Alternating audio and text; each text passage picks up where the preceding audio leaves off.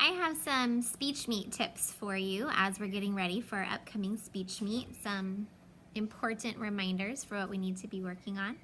I have some tips for poems and tips for Bible verses, so listen for the one that you chose, okay?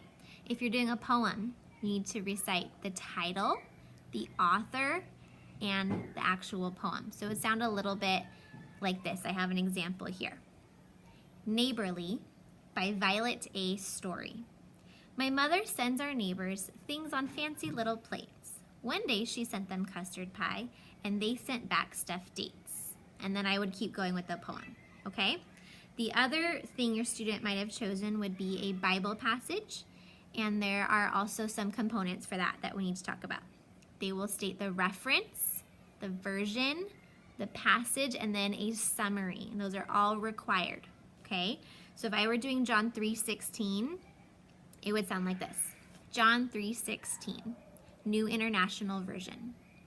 For God so loved the world that he gave his one and only Son, that whoever believes in him should not perish but have eternal life.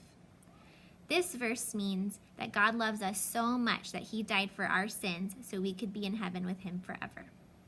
And that's it. But just to recap, let's talk about the things that you have to get the points on the rubric. This is what the judges are looking for. These are required. If you're reciting a poem, you have to say the title, the author, and the poem. If you're saying a Bible verse, you're saying the reference, the version, the verse, and a summary. Okay? Let me know if you have any questions. I'm really looking forward to seeing all your hard work on display at our Speech Meet.